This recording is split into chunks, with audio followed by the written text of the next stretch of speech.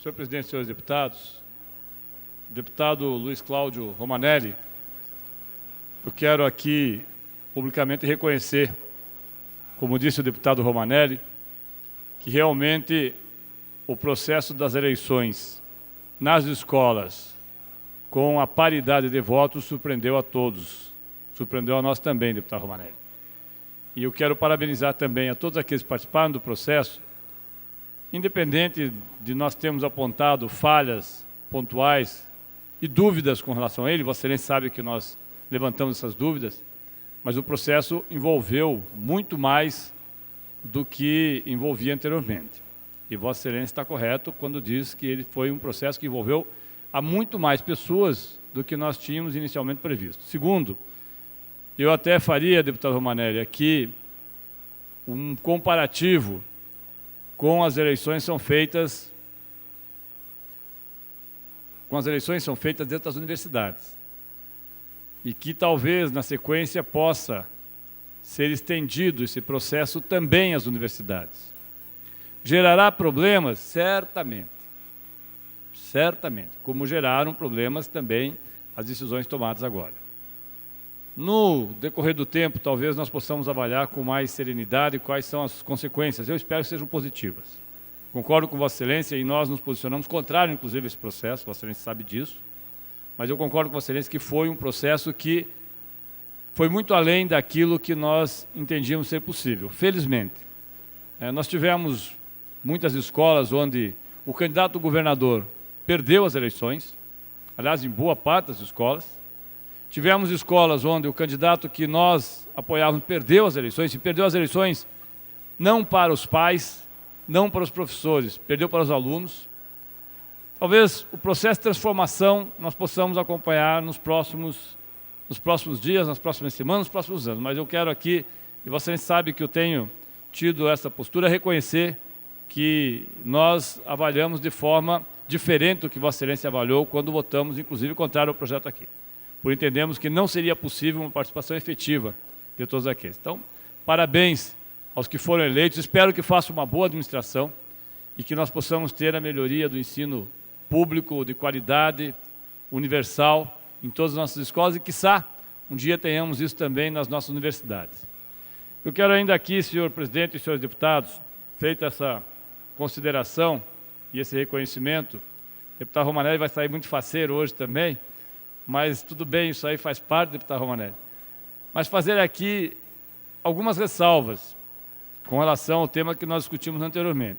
Falava com o deputado Pedro que, obviamente, nós reconhecemos que há dificuldade, sim, hoje do governo. Há dificuldades, mas há dificuldades econômicas, fiscais, políticas, que, aliás, as dificuldades econômicas decorrem das dificuldades políticas. É bom que se diga que se nós tivéssemos aqui aprovado, ainda que não concordássemos com ela, e nós, em parte, não concordamos, as MP 664 e 665, se tivéssemos aprovado a CPMF, como queria o próprio Palácio, não tenho dúvida, senhores deputados, não haveria, deputado Arruda, crise nenhuma, não haveria. Só não foi aprovado porque a oposição não deixou.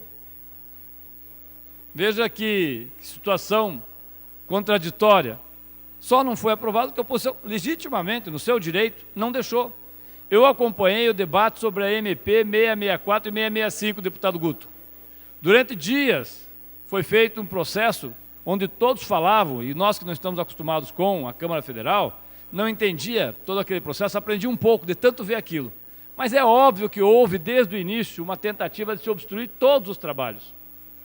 É natural que seja assim, porque é papel da oposição. Obstruiu, impediu que o governo fizesse, inclusive, algumas medidas que seriam saneadoras do ponto de vista econômico, está no seu direito. É claro que tem consequências, e é claro que terão que ser resolvidas. Mas não é esse o motivo para que se faça o impeachment. Não é. Até porque a alegação das tais pedaladas é de 2014. Quando nós tivemos já o encerramento do mandato. Como é que faz? Suspende o mandato da presidente em 2014, o TCU julga as contas, diferente do que fez o Tribunal de Contas aqui, o TCU recomendou e quem aprova ou desaprova é o Congresso, mas aqui também há 18 ressalvas, senhores deputados.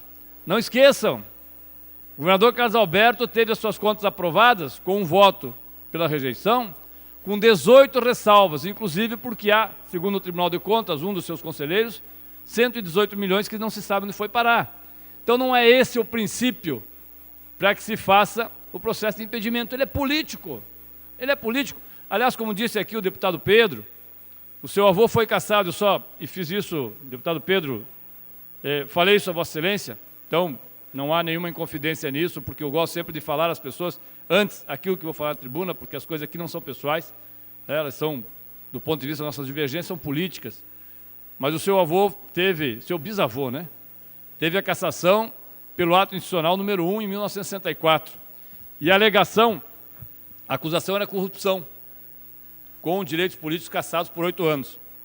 Posteriormente, revogado. Revogado. Ou seja, a acusação de corrupção que levou à cassação do governador Lupion, Moisés Lupion, com bloqueio de bens e com a venda, inclusive, de bens para pagar aquilo que era acusado pelo regime militar de 1964, teve a sua revogação na década de 70. Então, nem sempre as acusações são feitas no momento em que elas estão acontecendo, se sustentam anos depois. Eu ainda acho que muita coisa daquilo que nós estamos vendo hoje poderão não necessariamente serem realizadas. Obviamente que isso não é uma regra. Pode ser uma exceção, mas existe.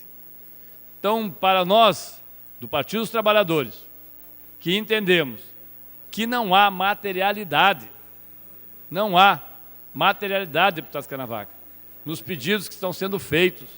Não há, porque se tivermos, vamos acusar o governador aqui, por exemplo, de estar descumprindo a lei, porque não cumpriu os 12% da saúde há 2 anos atrás e tem que ser cassado em 2015.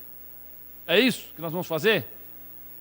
Vamos acusar o governador do Rio Grande do Sul, que não conseguiu pagar os salários em dia, de ser irresponsável com as finanças públicas e ser leniente, e vamos também pedir a sua cassação, ou o governador do Rio de Janeiro, ou o governador de São Paulo?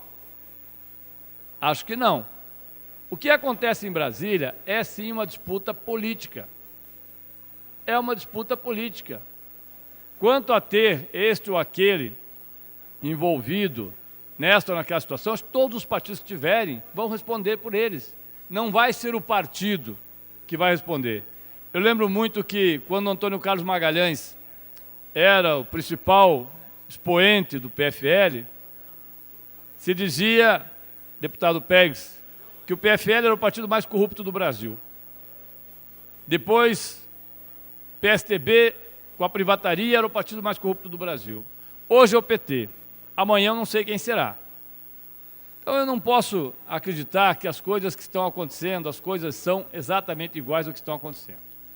Volto a dizer, não acredito que seja admitido o processo de abertura de impeachment da presidente Dilma, por não haver materialidade.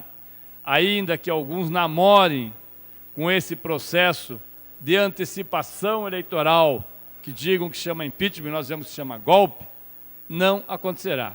E, obviamente, como hoje o deputado aqui, Pedro, iniciou falando de tanta gente que foi expulsa, que foi envolvida, nós também temos pessoas expulsas, nós também temos pessoas envolvidas, como, aliás, acusações existem ao próprio presidente do Democrata, o senhor Agripino Maia. Popularidade baixa, o governador Carlos Alberto tinha 8%, 9% de popularidade. Não sei se o Alckmin agora, o governador Alckmin salva-se nesse processo também. Mas eu só quero aqui também lembrar que não é verdade que não é literal quando se fala em morrer pelo Brasil. É verdade. Mas nós preferimos, se é para nós falarmos, deputado Pérez, de hino, nós preferimos o hino da independência, que é um bom hino, mas preferimos falar do hino da Proclamação da República. O hino da Proclamação da República fala: liberdade, liberdade é abrasada sobre nós, das lutas na tempestade, da que ouçamos tua voz. E a liberdade que o povo brasileiro conquistou ao escolher o seu governo não será caçada por meia dúzia de pessoas no Congresso Nacional. Obrigado, senhor presidente, senhor deputado.